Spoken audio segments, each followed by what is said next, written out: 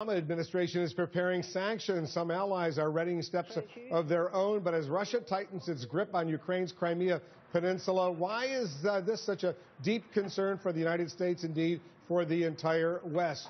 Joining us now, our chief national security correspondent Jim Sciutto, along with New York Times columnist Nicholas Kristof, and Miriam Elder of BuzzFeed, who spent years in Moscow as bureau chief for The Guardian. Guys, thanks very much. Let's go to Jim Sciutto first. You got a big map over there. Why should the U.S. be carrying as much as it clearly does? Well, the first point is Ukraine is not some distant land. It is right in Europe here. We got Ukraine here. And just a reminder, these countries neighboring Europe, they're all NATO allies. Poland, Slovakia, Hungary, Romania. In fact, all these countries in green are NATO countries. And just look at the distances. You know, Kiev to Frankfurt, it's only a couple hours flight. Kiev down to Rome, a couple hours, a little longer to London. This is not some distant land.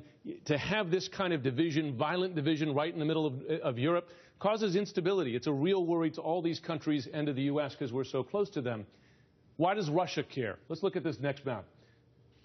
We've heard a lot about Sevastopol. This is the Black Sea Fleet for the Russians. It's their only warm water port. All their ports up here in wintertime, often not accessible.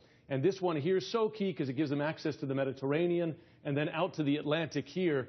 And this is the key national security for interest, really, when it comes to Ukraine and Crimea. And that's why when those 6,000 troops first moved into the Crimea, this is where they went first, right around Sevastopol. And it shows this is a key issue. It's not just for the West, certainly for Russia. Yeah, and Nick Kristof, let me bring you into this conversation because I'm sure a lot of Americans are watching right now. Given the awful experiences with sending hundreds of thousands of troops to Iraq and Afghanistan, the last thing they want to hear right now is that the U.S. and NATO may start using military force. There is a growing isolationist tendency in the United States right now, isn't there?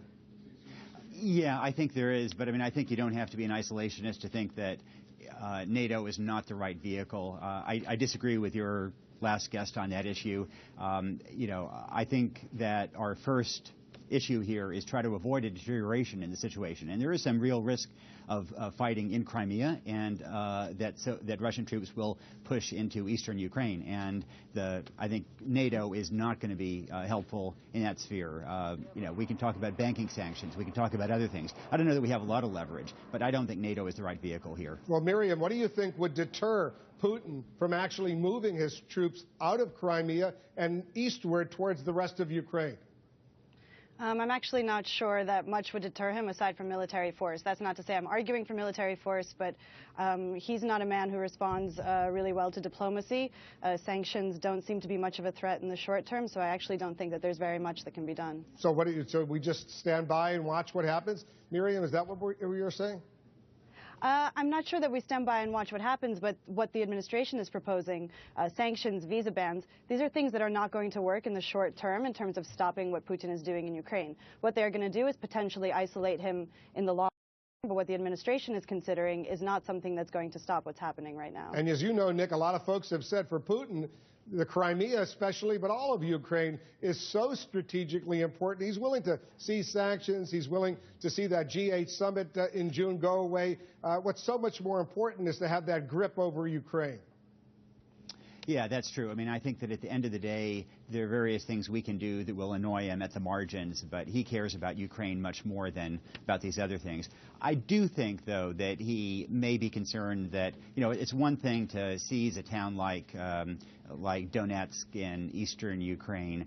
Trying to figure out how you occupy all of eastern Ukraine over the long run, you know, where you stop, what you do with your gas pipeline. I think all these issues are really difficult ones for him that present him with a lot of difficulties. And of course, today, both the Russian stock market and the ruble voted against Putin. And he does have to be concerned to some degree about the long-term economic consequences. You know, Jim, the whole country of Ukraine is pretty divided right now, and I want you to explain to our viewers how that unfolds. No question. You can see it right here in the map. Here is eastern Ukraine bordering Russia. These are the percentages of ethnic Russians speaking. Here, 75% speak Russian, ethnic Russian. Here, 75%. Here, all over 50%.